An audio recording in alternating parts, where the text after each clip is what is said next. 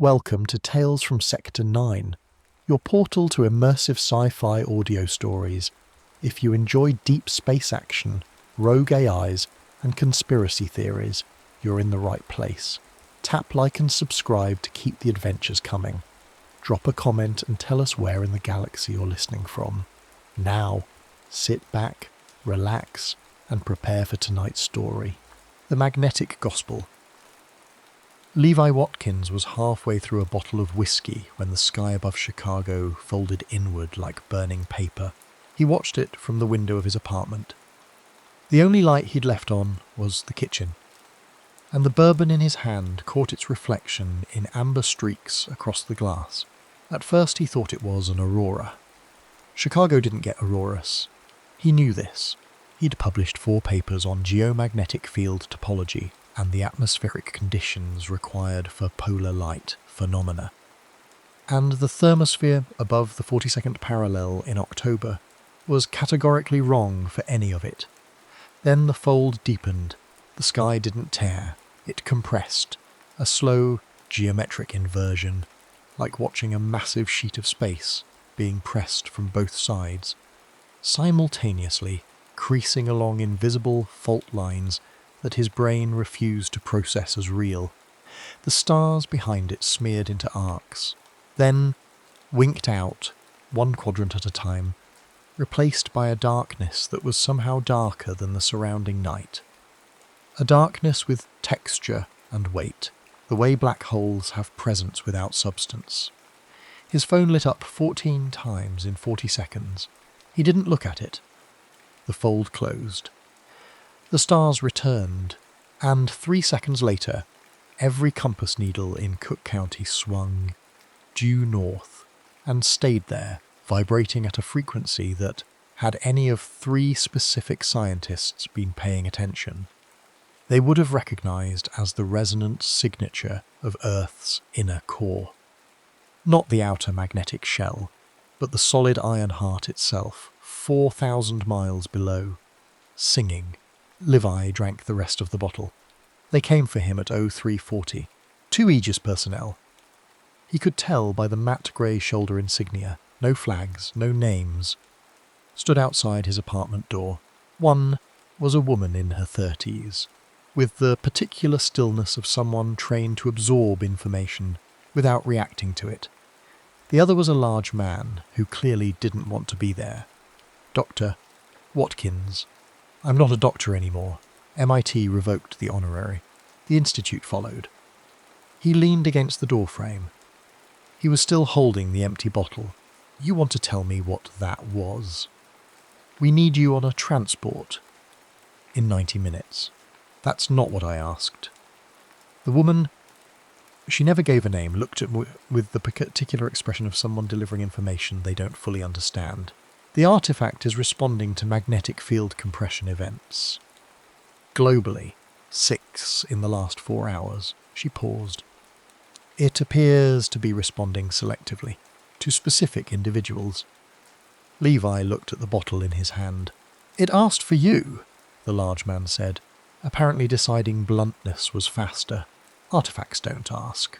This one does. The Ozarks in October smell like limestone and deep water. Something ancient and patient lives in that smell. The geological memory of an inland sea, the slow dissolution of calcium into dark aquifers that no one has ever fully mapped, driving in through dense cedar and hickory at 0600. Levi watched the fog sit in the valleys like something breathing, and felt the first prickling at the base of his skull that wasn't hangover. His phone had stopped working outside Roller. The AEGIS driver said nothing. The compass on the dashboard spun continuously and without pause. Site Enoch was 3 levels underground. The entrance was a decommissioned agricultural processing plant. No signs, no security theatre. Just a man in civilian clothes who checked their vehicle and waved them into a service tunnel that descended at 11 degrees for nearly half a mile. Levi counted the degrees from the sensation in his inner ear.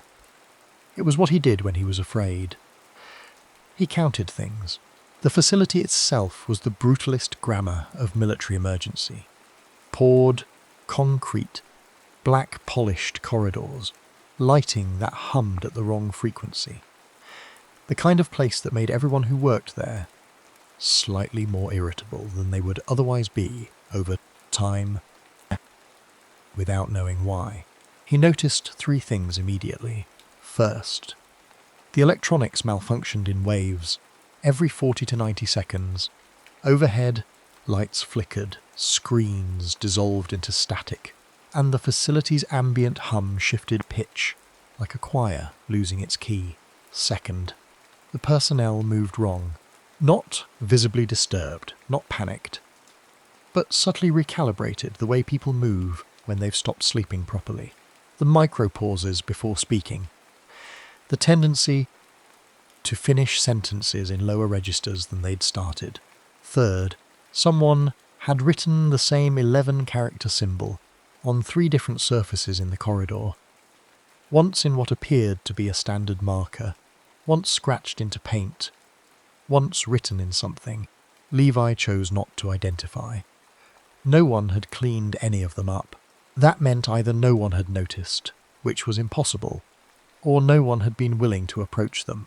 Miley Combs was waiting for him outside the containment anteroom. He'd read her work. 3 years ago, before everything, he'd reviewed her paper on measurable magnetic resonance patterns during collective emotional events.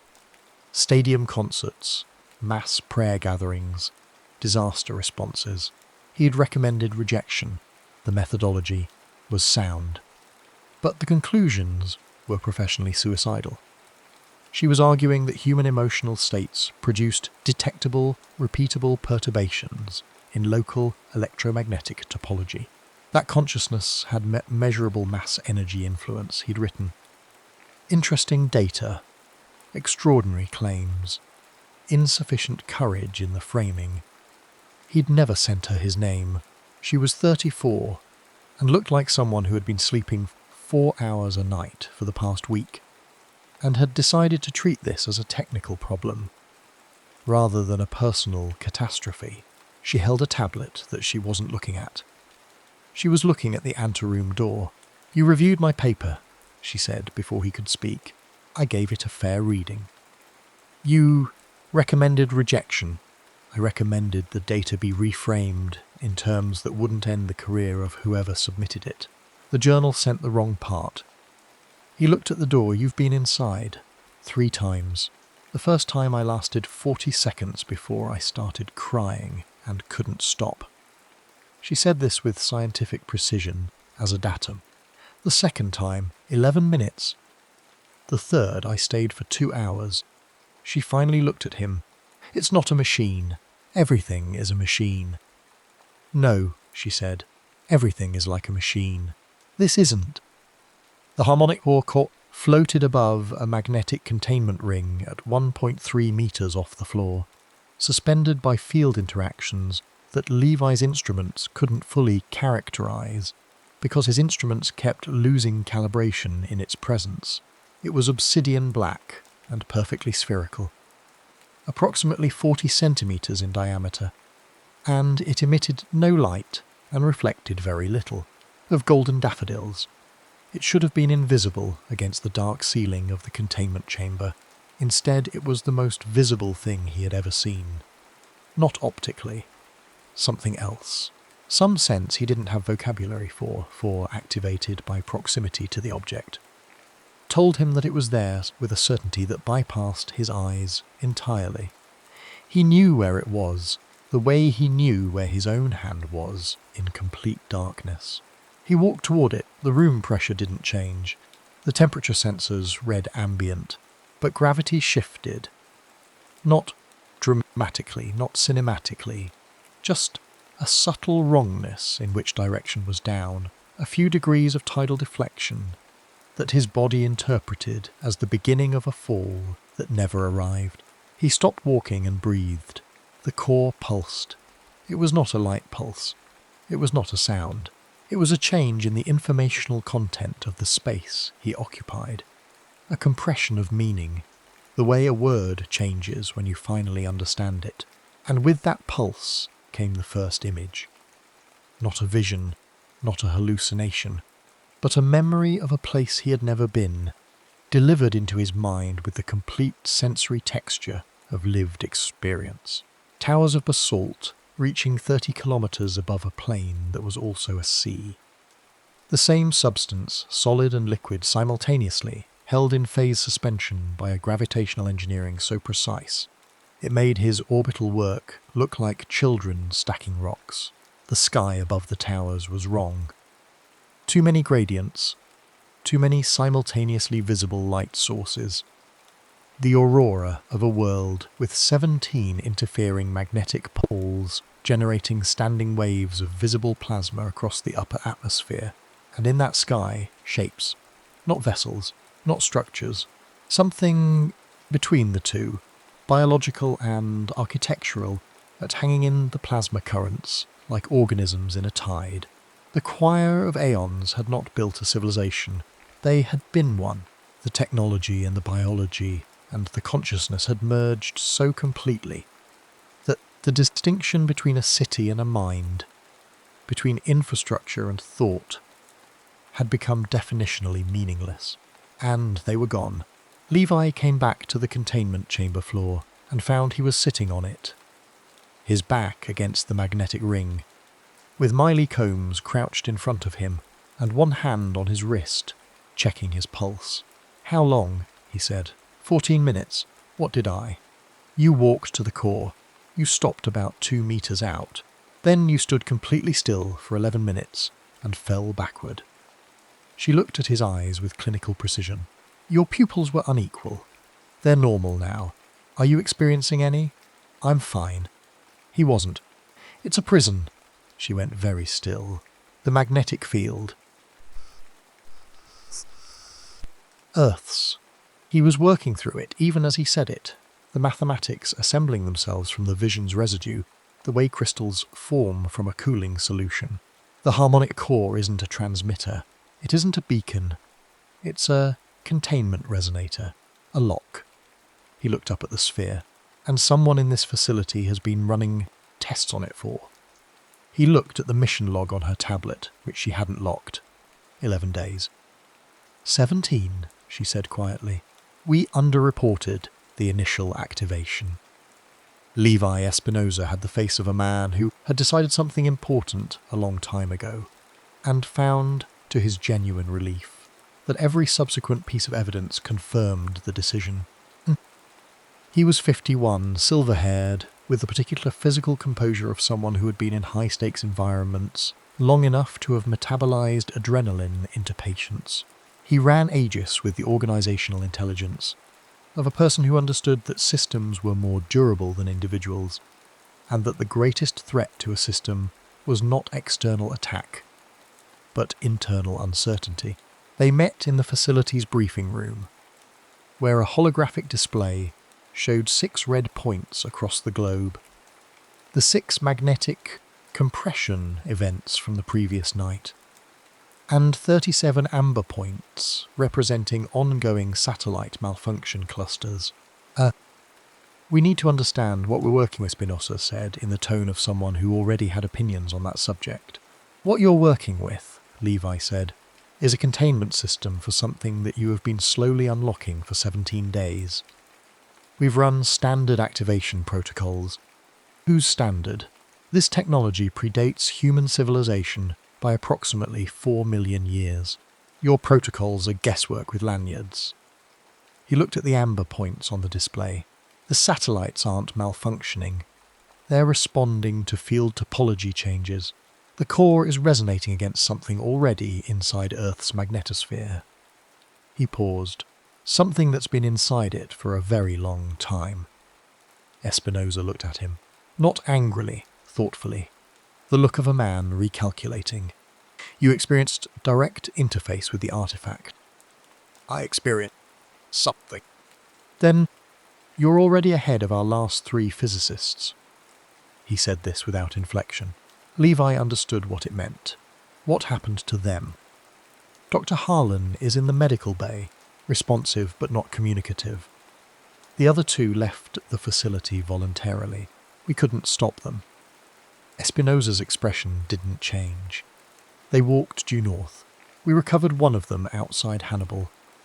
2 days later, writing the same symbol repeatedly in the mud of the Mississippi bank, the 11-character symbol, Levi thought of the scratches in the corridor paint. "What's in Antarctica?" he said.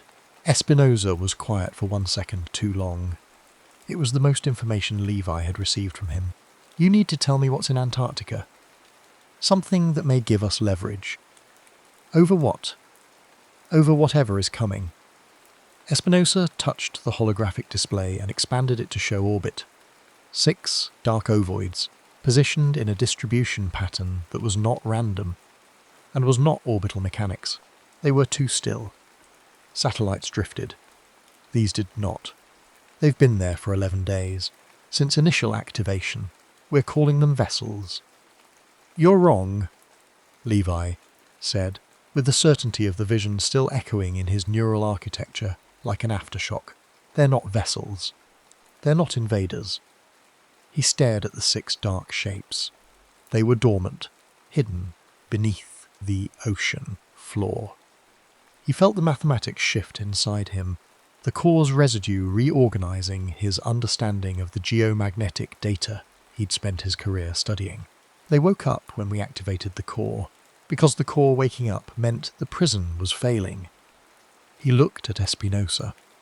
"They're not coming for us. They're running from something. The same thing we've been unknowingly containing for 60 million years." Sister Miriam Pearson had not been invited to Site Enoch for her faith. She had been invited because she was, among other things, one of 4 people on Earth with an active research background in cross-cultural mathematical symbolism. Specifically, the recurrence of identical geometric structures across unconnected, ancient civilizations, and because someone in the AEGIS intelligence apparatus on Sumerian astronomical notation with a red marker and 3 question marks. She had driven herself from St. Louis in a 15-year-old car with a cracked dashboard and a rosary hanging from the mirror, and when she arrived she told the gate personnel that she was there because, apparently, Levi found her in the facility library at midnight. Of Golden Daffodil, cross-referencing printouts of the 11-character symbol against a database of ancient notation systems she'd brought on a personal drive. "It's not a symbol," she said, without looking up. "It's a compression, like a zip file for a mathematical statement." She arranged 4 printouts side by side. The symbol as scratched on the corridor wall. The symbol as it appeared in an appendix to a 1962 analysis of Chateauloux iconography. The symbol embedded in a specific arrangement of stars in the Dendera zodiac, and the symbol rendered in a style consistent with pre-Columbian, Mesoican, American astronomical notation. The mathematical statement it encodes is a resonance equation, specifically the equation describing how a standing electromagnetic wave can be used to maintain phase, lock between 2 topologically adjacent but dimensionally separate spaces. Levi sat down across from her. "You know what it means," he said. "I know what it does. What it means is..." She stopped. "You know, I've spent 30 years arguing that ancient spiritual experiences were genuine encounters with something real. I always meant something divine." She looked at the papers. The harmonic core's internal resonance equations are identical to the mathematical skeleton hidden inside the Book of Enoch, inside the Zoroastrian Avesta, inside 3 Vedic hymns that scholars have always dismissed as cosmological poetry. She paused. Every significant religious visionary tradition on Earth has embedded in its primary texts fragments of the same physics manual. They were here before. They were teaching, or trying to. She finally looked at him. The choir of aeons left instructions. In every language they could access. In every symbolic system humans were using. She picked up one printout. "Do you know what Ezekiel's wheel actually describes, if you read it as engineering notation?" A magnetic containment field. A magnetic containment field, she confirmed. The Bible contains maintenance instructions for a prison, buried in prophetic literature. Because the choir knew we'd preserve spiritual texts long after we'd lose everything else. She set it down. Levi, what are we containing? He looked at the symbol printouts for a moment before answering. Imagine a predator that evolved inside electromagnetic topology itself. Not in physical space. Inside the structure of magnetic fields. The way bacteria evolve inside an ocean, using the ocean as both environment and food source. He paused. The choir discovered that consciousness, organized civilization-scale consciousness, produces a specific resonance pattern in local magnetic topology, the way a city produces heat, detectable, measurable, and to this thing, consumable. Miriam was very still. It doesn't want our bodies. It doesn't want our technology. It wants the electromagnetic signature of billions of minds experiencing fear simultaneously. That specific frequency. That specific flavour. He looked at her. Panic at civilizational scale is apparently nutritious. And Earth's magnetic field has been its cage for 60 million years. Before humans existed, before mammals, the choir built the prison around a predator that had already eaten 3 of their outer colony worlds.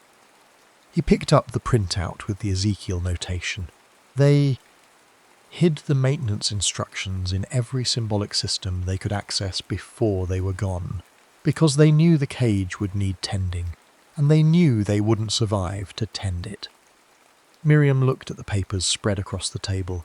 10,000 years of human spiritual striving, suddenly reframed as a custodial manual, left by a dead civilization for a species that didn't know it was the janitor. How long has it been weakening? She said. The field degradation is natural, continuous. It weakens by approximately 5% per century, regardless of human activity. He set the printout down. We've been accelerating it. Industrialization, electromagnetic pollution, the orbital weapons network, every major magnetic field disrupting technology we've developed in the last 2 centuries has been quietly eroding the containment. He paused, and then we found the core and started running activation tests on it.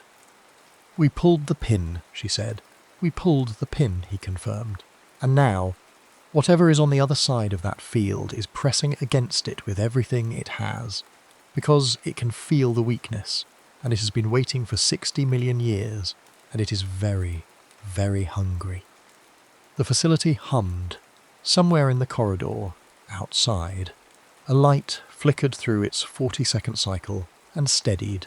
Miriam looked at the Ezekiel notation for a long time. The prophets, she said quietly. The ones who described the wheel within the wheel. The living creatures with faces on 4 sides. The fire that didn't burn. She touched the paper. They weren't seeing God. No. They were seeing the cage. From the inside. She looked up. They were seeing the choir's machinery. And they described it in the only language they had. Yes. She sat with that for a moment that deserved its full weight. Then, what have humans been praying to for 10,000 years?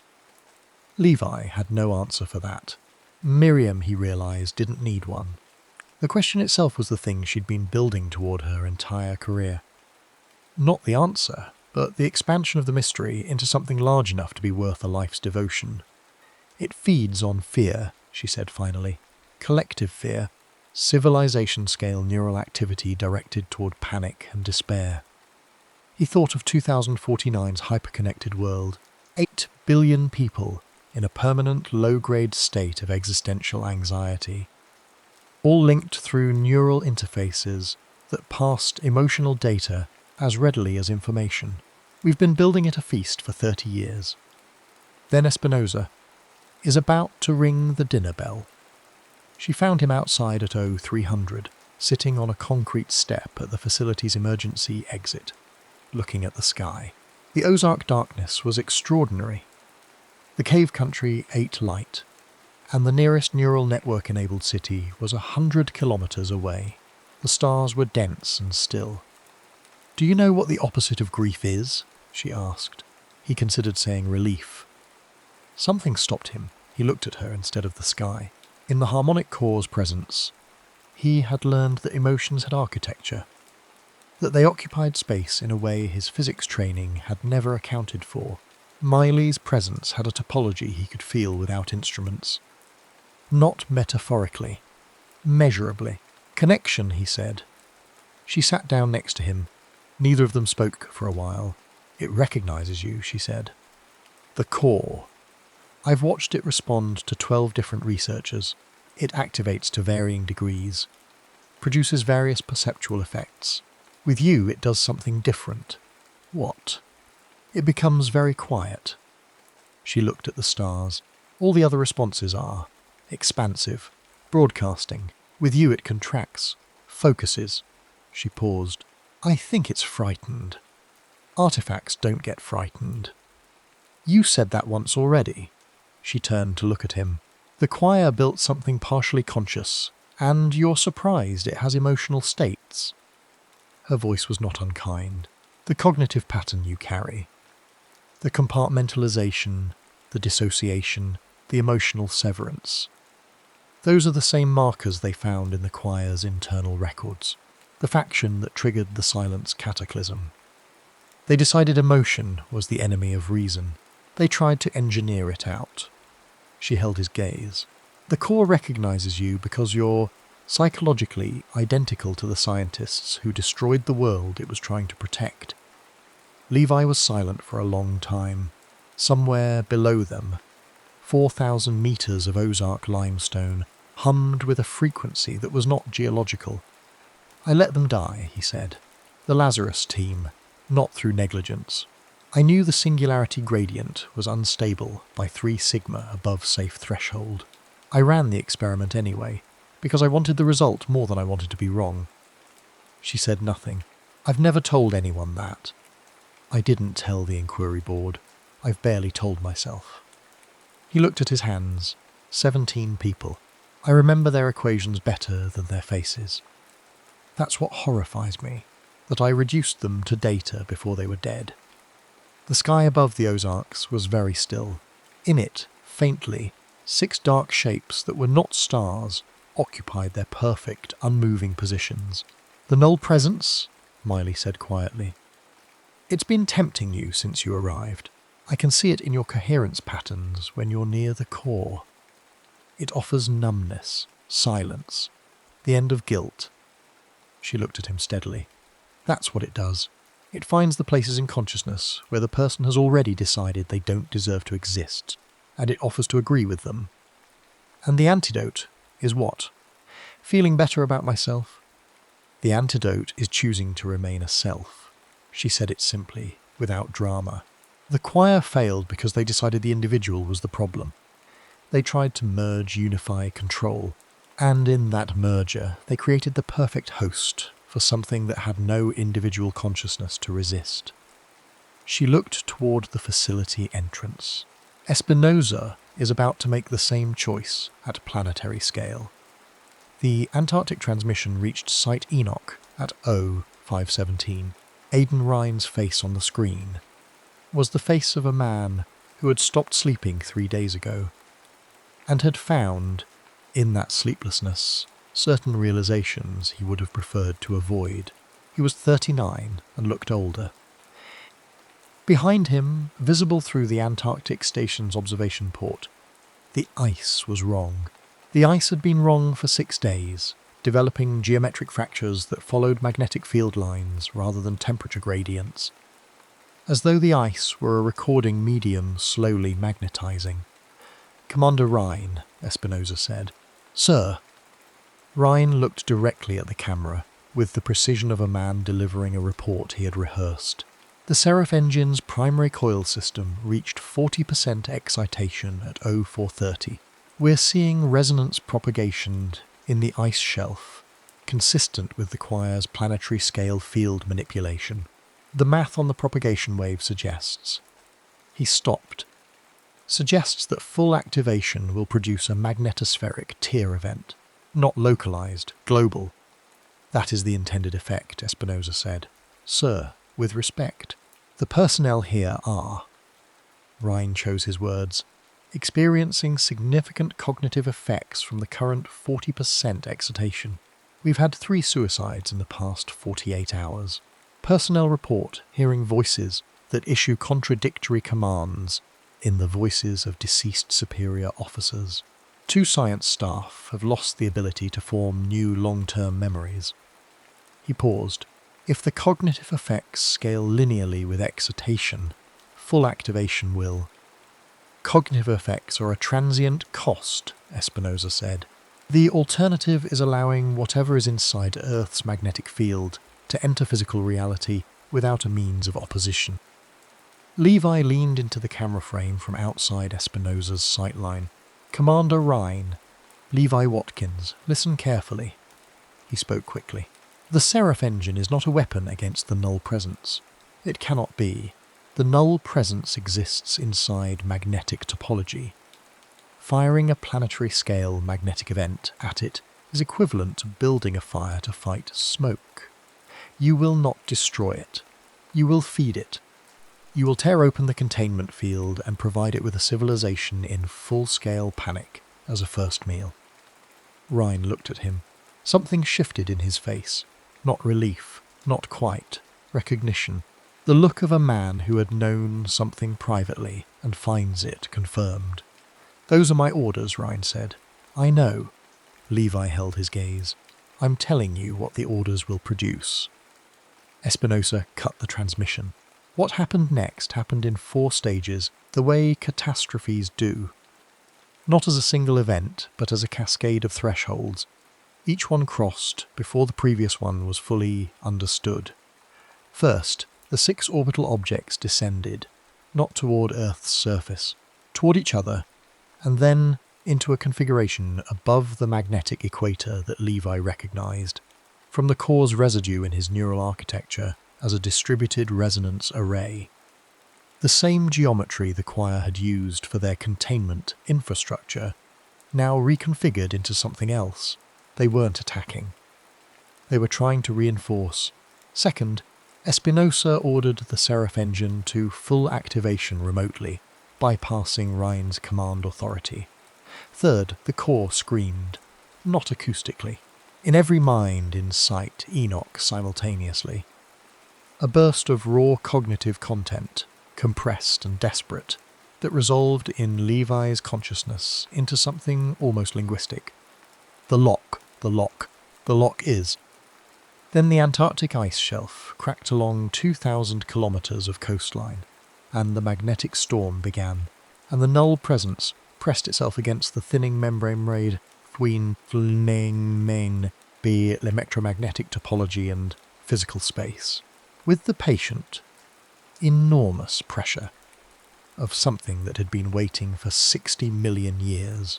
Levi was inside the containment chamber with the core, and he was watching his own mind dissolve. The null presence had no interest in his guilt. He'd expected it to exploit the Lazarus disaster, the 17 faces he couldn't remember, the ethical crime at the centre of his career. Instead, it offered him something more precisely targeted. Agreement. You were right, it said, in a voice that was not a voice, in a language that was not a language. Consciousness is the flaw. Individuality is the mechanism of suffering. Every war, every cruelty, every preventable death emerges from the discontinuity between minds. Dissolve the discontinuity, join the silence. This is not extinction. This is peace. He felt himself beginning to agree. The mathematics were elegant. He could see through the presence's perception the global neural network.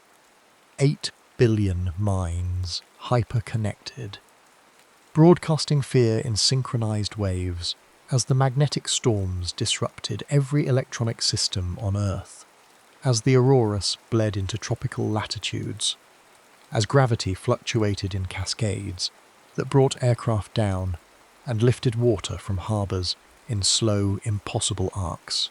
He could see the null presence feeding on it, growing more coherent as it fed, becoming more physically real with each wave of collective panic. He could also see, with a precision he had never allowed himself before, milecombs somewhere in the facility above him, in experiencing the consciousness of everyone in a 2-kilometre radius simultaneously and remaining distinct from it, not by suppression, not by control, by choice, by the continuous decision to be herself, while also being adjacent to everything else. The opposite of grief was not relief, it was connection. Levi stopped trying to control the core. He stopped trying to interface with it scientifically, stopped approaching it as a system to be operated, stopped reducing it to equations. He simply opened. Let the guilt exist without managing it. Let the Lazarus disaster be what it was. An act of hubris that killed 17 people, for which he was responsible, and which he would carry indefinitely, and which did not disqualify him from the present moment. Both things were true simultaneously. He was a man who had done an unforgivable thing and was still here, still himself, still capable of choice. The core responded to this the way water responds to a hand held still, flowing around it, into it, through it. The vision this time was not images, it was physics. The complete topological structure of the magnetic rivers, the dimensional corridors embedded in electromagnetic space, rendered in mathematics that his mind, augmented now by the choir's residue, could read as naturally as language. The 6 orbital craft above him were already synchronized with the core, had been waiting for exactly this. A human consciousness that could serve as a relay without attempting to dominate the signal.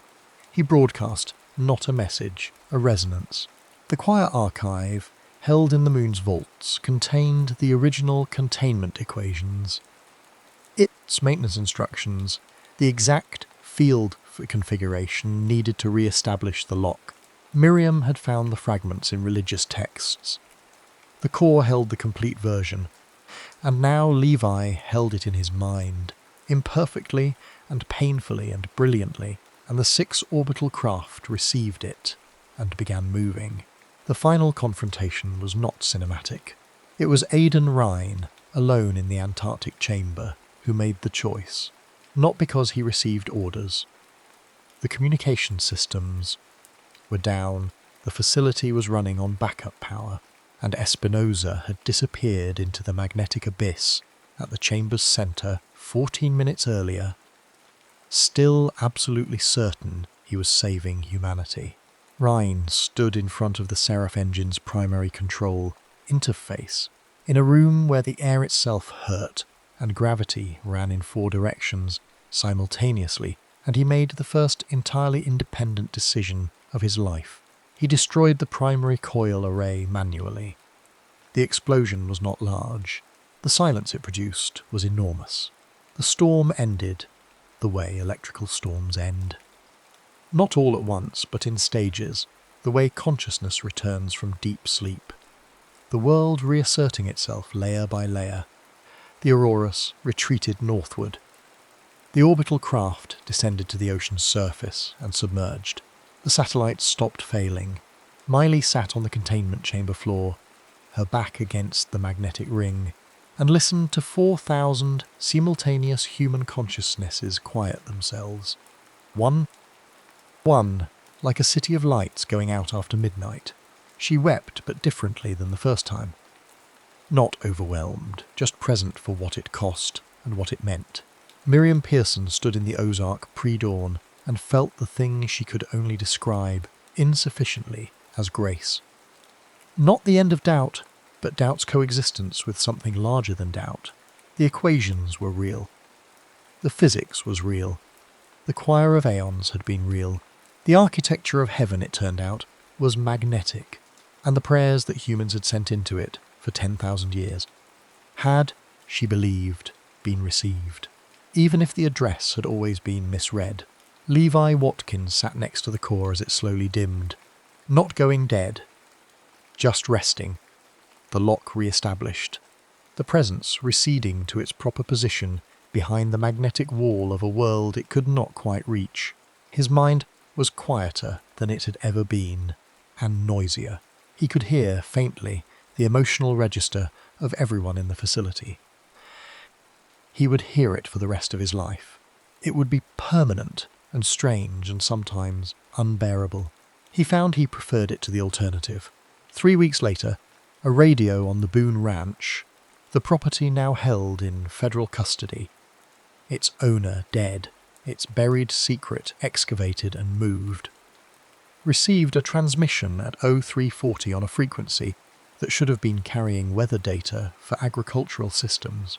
A voice said, "The prison is not closed, only hungry." All the electrical devices in the house briefly oriented toward the northern sky. Levi was there because he'd needed to be somewhere without neural network coverage, which was increasingly difficult to find and increasingly necessary. He sat in the chair Alex Boone had died in and looked at the devices, and then looked at the window. Green aurora moved silently across the stars above the Ozarks. He thought about Miley in Cincinnati, managing a consultation with 3 governments who wanted to understand what had happened and why.